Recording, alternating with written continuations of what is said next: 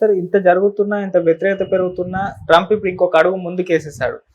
ఇక ఇప్పటివరకు జరిగిన ఈ వైమానిక దాడులు చాలు. ఇక గ్రౌండ్‌లోకి సైన్యాన్ని పంపించేసి దాన్ని ఆక్యుపై చేసేసుకుందామన్న ఒక పరిస్థితిలో ఇప్పుడు దాదాపు 50,000 సైన్యాన్నేమో ఇరాన్‌లోకి దించుతున్నాడని, గ్రౌండ్ లెవెల్‌లో యుద్ధం జరిపించబోతున్నాడని చెప్పేసి కూడా వార్తలు వినిపిస్తున్నాయి సార్. మరి ఈ విధంగా గ్రౌండ్ లెవెల్‌కెళ్ళి యుద్ధం చేస్తే ఎటువంటి పరిస్థితులుంటాయి? ఇరాన్ గెలుస్తుందా? అమెరికా గెలుస్తుందా? సాధించుకొస్తుందా సార్ ఇరాన్? మీకు ట్రంప్ అనేటువంటి వ్యక్తి మిలిటరీ ఎక్స్పర్ట్ కాదు. ఓకే. మిలిటరీ ఎక్స్పర్ట్స్కి కొన్ని సంవత్సరాలుగా అంటే మీకు యుద్ధం చేయాలి అంటే ఒక ప్రత్యేకమైనటువంటి వ్యవస్థలు కావాలి. ఇప్పుడు మనం ఇక్కడ షూటింగ్ చేస్తున్నాము, లైటింగ్ కావాలి, కెమెరాస్ కావాలి, వాయిస్ రికార్డింగ్ కావాలి. ఇవన్నీ కూడా ఒక పర్టికులర్ ఫండమెంటల్ అట్మాస్ఫియర్ని క్రియేట్ చేస్తేనే ఇది చేయగలుగుతాం. అలాగే యుద్ధం చేయాలి అంటే ఒక ప్రత్యేకమైనటువంటి సప్లై రూట్స్ అనేవి, అంటే ఆ సైన్యం ప్రతిరోజు యుద్ధం చేసే సైన్యానికి సప్లై రూట్స్ ఉండాలి. ఇప్పుడు ఆ ఖర్గ్ ఐలాండ్ అనేది ఇరాన్ ప్రధాన భూభాగానికి అత్యంత సమీపంలో ఉంటుంది, దగ్గరలో ఉంటుంది. తర్వాత మీకు ఒక ఇది కూడా ఉన్నది, ఇరాన్కి గ్రేవ్ యార్డ్ ఆఫ్ ఎంపైర్స్ అని చెప్తారు. అంటే సామ్రాజ్యాల యొక్క మరుభూమి, శ్మశానం అని చెప్పి ఇది ఉన్నది. అంటే ఇరాన్ మీద దాడి అనేది ఇప్పుడు మనం ఈ జనరేషన్లో ఇప్పుడు చూస్తున్నాం. కానీ క్రీస్తుపూర్వం 237-40 ఆ ప్రాంతాల్లో అలెగ్జాండర్ దండయాత్ర చేశాడు.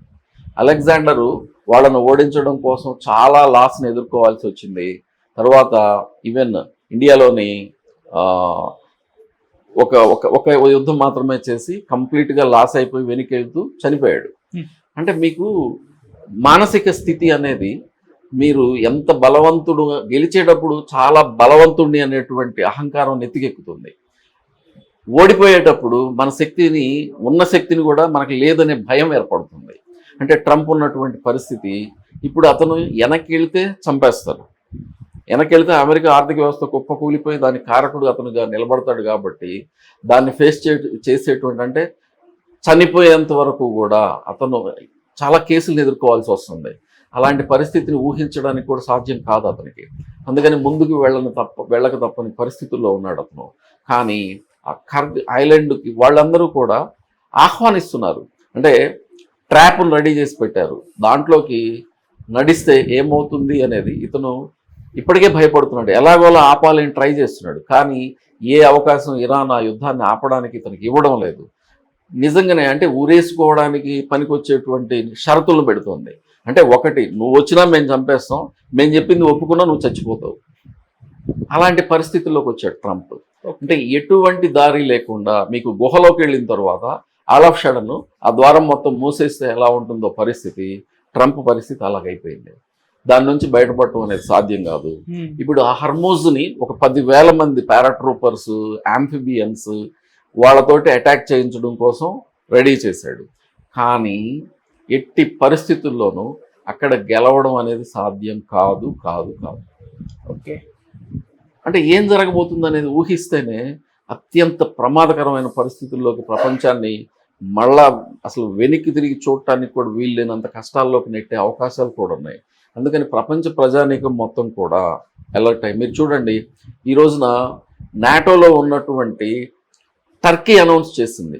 అంటే వీళ్ళు ఏం ప్లాన్ చేశారు అంటే, మీకు కుర్దిస్తాన్, కుర్దు అనే ఒక ఇది జాతి ఉంటుంది, వాళ్ళు కూడా వాళ్ళకు ప్రత్యేకమైనటువంటి ఆ దేశం కావాలి అని చెప్పి ఫైట్ చేస్తున్నటువంటి వాళ్ళకు మీకు ఆయుధాలు ఇస్తాము, డబ్బులు ఇస్తాము, మీరు ఫస్ట్ ఇరాన్ మీద అటాక్ చేసి మీ దగ్గర ఉన్నటువంటి అమ్యునిషన్ని ఇరాన్ మీద ప్రయోగించండి అని చెప్పి ఇజ్రాయిల్ వాళ్లకు సపోర్ట్ చేస్తూ ఇంటెలిజెన్స్ సపోర్ట్ చేస్తామని చెప్పింది.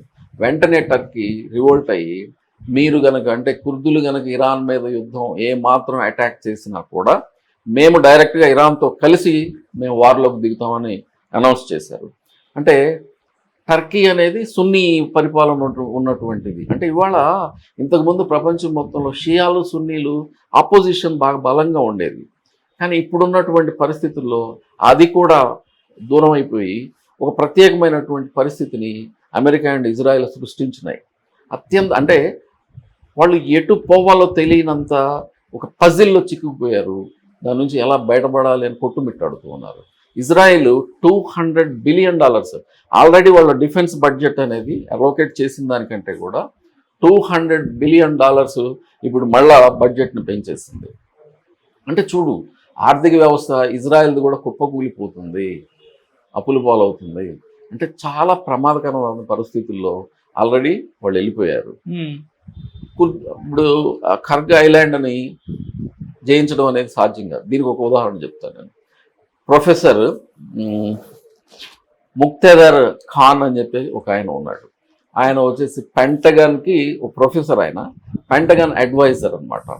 2001లో మీరు ఆఫ్ఘనిస్తాన్ మీద, ఇప్పుడు మీకు bin Laden 2001 twin towers collapse ఉంది కదా, అంటే విమానాలను పెట్టి 2 వరల్డ్ ట్రేడ్ సెంటర్ దీని మీద అటాక్ చేశారు, మీకు ఐడియా ఉండే ఉంటుంది. అప్పుడు జూనియర్ బుష్ ప్రెసిడెంట్గా ఉన్నాడు. అతను ప్రపంచం మొత్తాన్ని బెదిరించాడు అనమాట. మీరు మా వైపు ఉంటారా, టెర్రరిస్టుల వైపు ఉంటారా, అంటే నా వైపు లేని వాళ్ళు అందరూ టెర్రరిస్టులకు సపోర్ట్ చేస్తున్నట్లే అని మాట్లాడాడు అతను. అతను ఈ ముక్తేదర్ ఖాన్ గారు ప్రమాదం ఇది, ఆఫ్ఘనిస్తాన్ను జయించడం సాధ్యం కాదు, వద్దు, అటాక్ చేయొద్దు అని చెప్తే ఎవరు వినరు. ఇప్పుడు ట్రంప్ వినలేదు, ఆ రోజున బుష్ కూడా వినరు.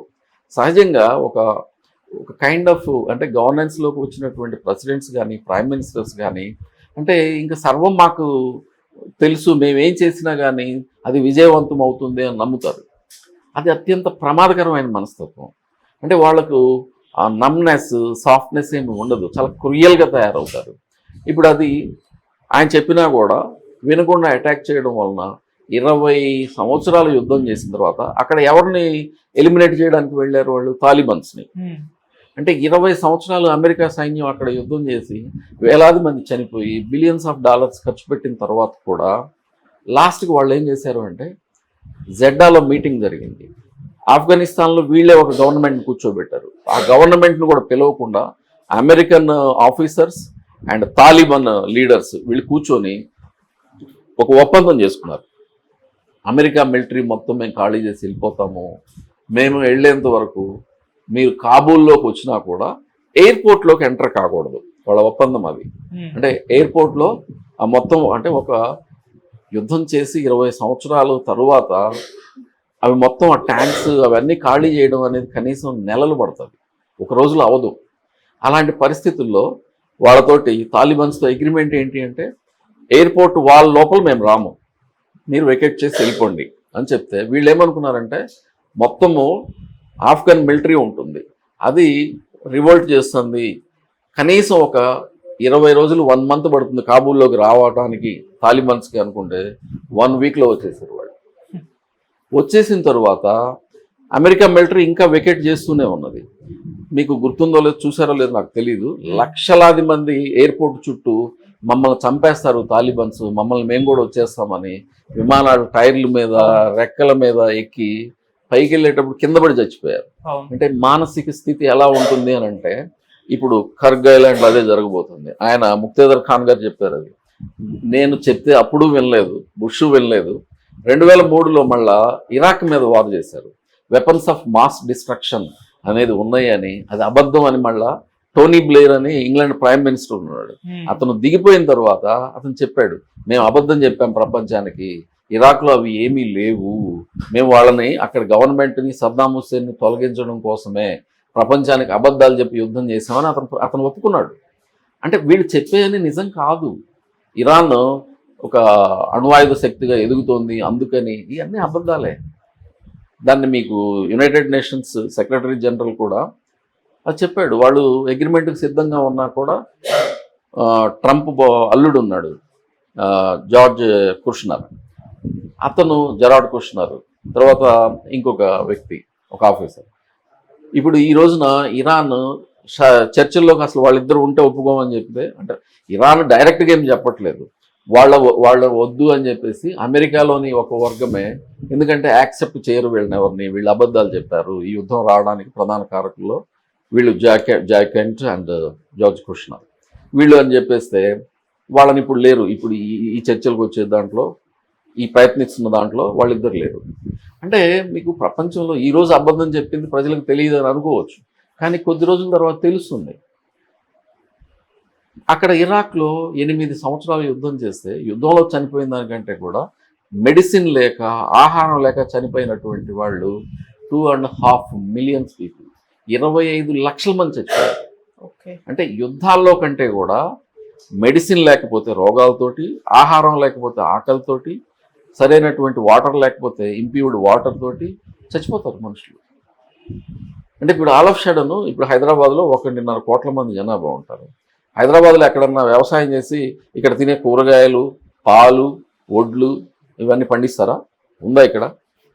అంటే సప్లై లైన్స్ అన్నీ రోడ్ల నుంచి, రైల్వే మార్గాల నుంచి ఇక్కడ రాకపోతే మరి దాహం అయితే సరే మంచినీళ్ళు తీసేయండి, ఆకలి అయితే ఏం తింటావు మరి నువ్వు? నేనేం తింటాను? అంటే ఇది మొత్తం కూడా చాలా డెలికేట్ పొజిషన్ ఉంటుంది. నగరీకరణ అయిన తర్వాత ఈ నగరాలు కోట్లాది మంది ఉండేటువంటి 50% అంటే కనీసము 60-70 కోట్ల మంది పట్టణాల్లో ఉంటే వీడెవడికి వ్యవసాయం అంటే ఏంటో తెలియదు. మరి వీళ్ళందరూ ఆహారం ప్రతిరోజు 3 సార్లు తినాలి అంటే గ్రామీణ రూరల్లో ఆ అగ్రికల్చర్ ప్రొడక్షన్ అనేది రావాలి. ఇప్పుడు అది కూడా అత్యంత ప్రమాదంలోకి వెళ్తుంది ఈ యుద్ధం వలన. ఇండియాకి ఫర్టిలైజర్స్, యూరియా ప్రధానంగా డిఏపి అందేటువంటి అవకాశం లేదు. ఆ ప్రొడక్టివిటీ పడిపోతే ఆహారం చాలదు, అప్పుడు ఇంకా ప్రమాదం. ఆహార ధాన్యాల కోసం కొట్టుకుంటారు. మీకు గుర్తుందా, ఒకసారి టమాటాలు 200 రూపాయలు అమ్మితే దొంగతనంగా ఎత్తుకోరు, ఎక్కడన్నా టమాటాలు ఉంటే ఎత్తుకొని పోయేవాళ్ళు. అంటే ప్యానిక్ కండిషన్స్ వస్తాయి ప్రపంచవ్యాప్తంగా కూడా. చాలా జాగ్రత్తగా అలర్ట్ అవ్వాలి ప్రజలు. కనీసం ఈ ఈ సంక్షోభం నుంచి బయటపడేంత వరకైనా సరే మనము ఎలాంటి నాలెడ్జ్ని పెంచుకొని ఎవరి మీద ఒత్తిడి తీసుకొచ్చేసి దీన్ని వీలైనంత తొందరగా ఆపడానికి కావాల్సినటువంటి ప్రయత్నాలు అందరూ చేయాలి.